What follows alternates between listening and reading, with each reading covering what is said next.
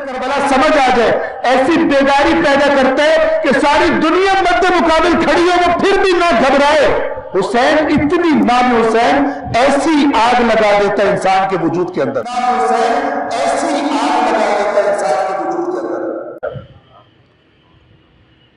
لہذا آپ اس بات پر توجہ کیجئے کہ واقعہ کربلا کے بعد تمام شیاطین نے، چاہے وہ اپنے اندر کے منافق ہو اور چاہے کھلم کھلا دشمن ہو، سب نے زور لگایا ہے اپنے اپنے طریقے سے۔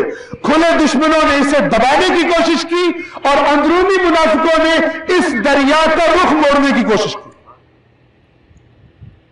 یہ دریا کہ جس کا بہاؤ اتنا تیز تھا، جس کا نام کربلا ہے، جس کا بہاؤ اتنا تیز ہے کہ بڑے سے بڑے ظالم اور جابر کی فوج کو اس کے محلات کو ساتھ بہا کے لے جائے اگر داخل ہو جائے ان کے شہر میں۔ لیکن انہوں نے کیا کیا؟ وہ ایسی چال چلیں گے کہ بجائے ہمارے محلات تباہ کرنے کے، بجائے ہمارے ظلم اور جور کے خلاف یہ دریا کھڑا ہو آ کر اور بہا کے لے جائے، اس کو ایسا کر دو کہ یہ ہماری فصلوں کو پانی لگانے کے کام ہے۔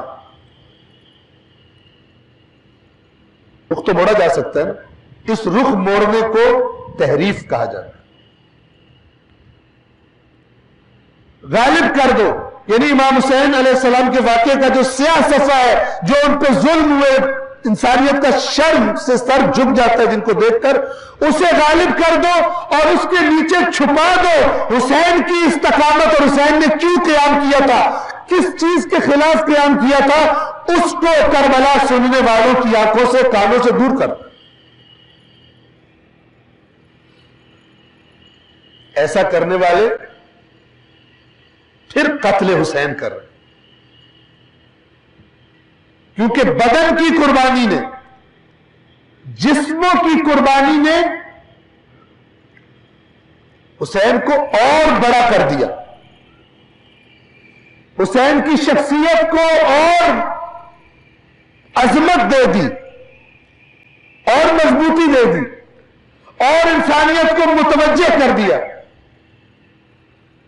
اب شیاطین کیا کوشش کریں گے کہ اس شخصیت کو، اس کی طرف توجہ تو اب ہم نہیں ہٹا سکتے، اب توجہ تو ہوگی، یہ واقعہ ہے ایسا، یہ ہستی ہے ایسی کہ توجہ تو ہوگی۔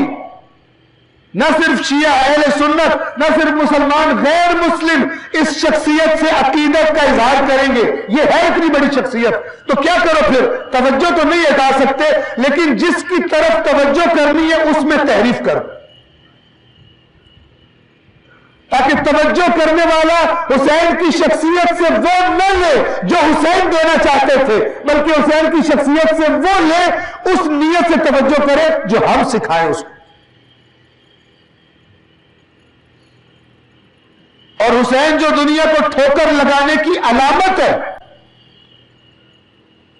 اس کو ذریعہ بنا دو، لوگوں کو کہو کہ اس حسین سے دنیا ملتی ہے، اس سے آرزویں پوری ہوتی ہیں۔ حسین تو اپنی سب سے بڑی آرزو علی اکبر کو قربان کر رہے ہیں کربلا میں، لیکن تم قربانی دینا مت سیکھنا، تم حسین سے آرزویں لینا سیکھنا۔